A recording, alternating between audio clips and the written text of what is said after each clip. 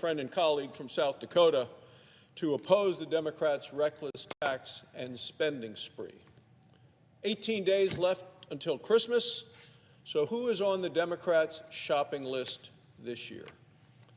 Well, it's the same people who are on the list every year: illegal immigrants, union bosses, professional activists, and the donor class of millionaires. Democrats' reckless tax and spending bill, they all get big presents from the government. The rest of America gets more spending, more taxes, more debt, higher prices, as they're already struggling and suffering under the largest, highest inflation in the last 30 years.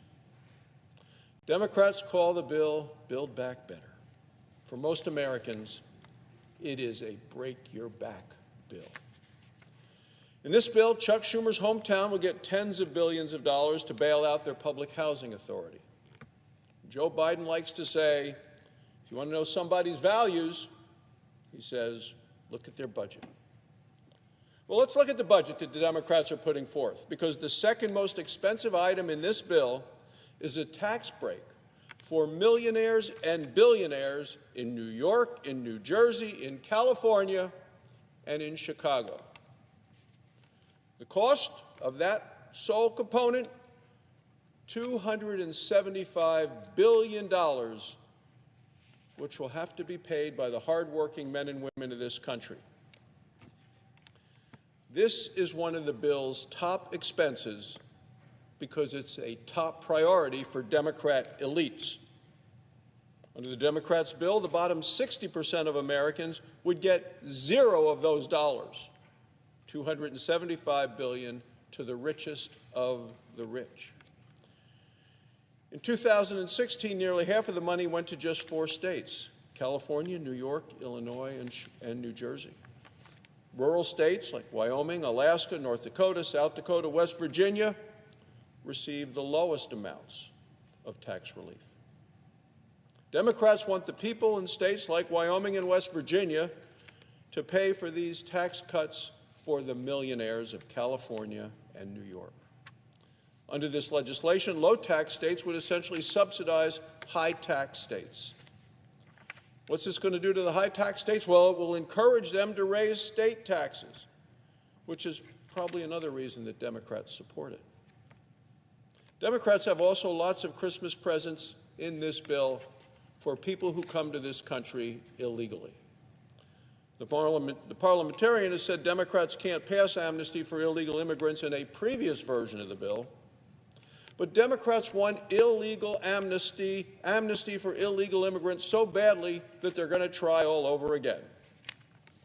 Let me remind you, this is a spending bill. It is not an immigration bill.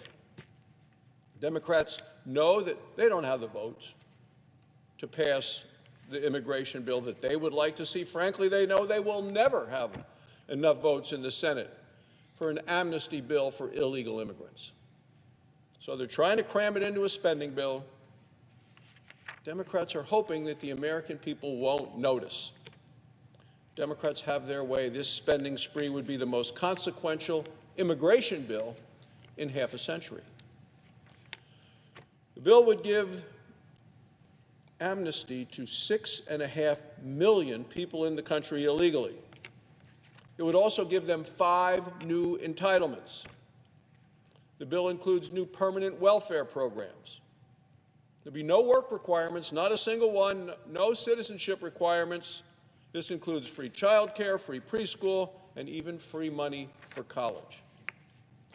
Now, this is in addition to the $300 check every month for every child Democrats already send to illegal immigrants that they've sent earlier this year.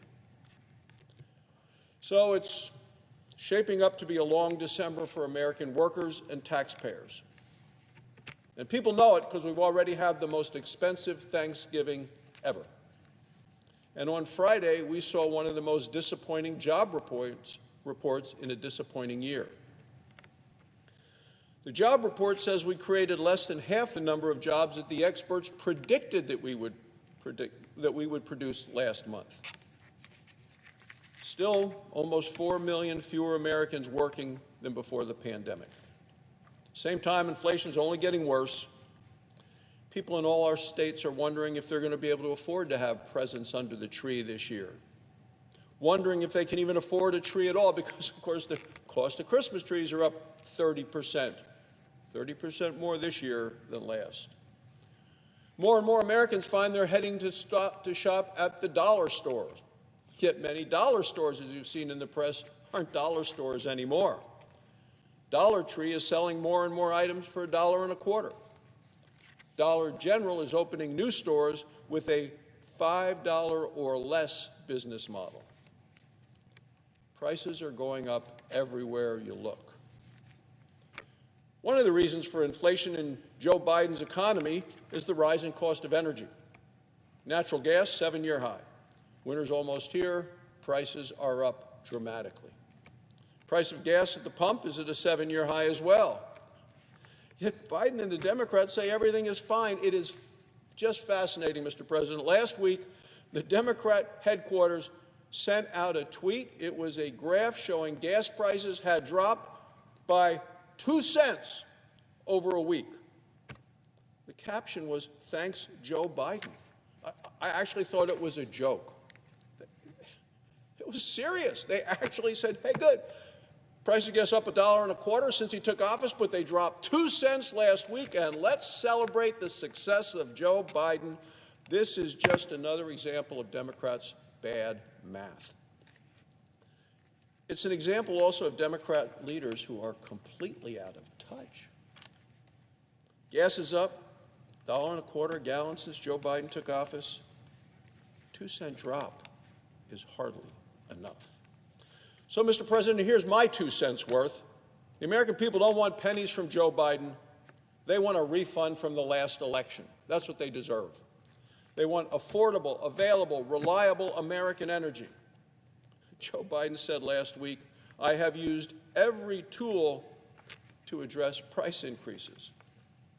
On the contrary, President Biden has used every tool to drive up prices. He has attacked American energy. He's driven up costs for all Americans. He's shut down the Keystone Pipeline, is threatening other pipelines. He's blocked oil and gas leases on federal land, and he's threatened to raise taxes on the production of natural gas.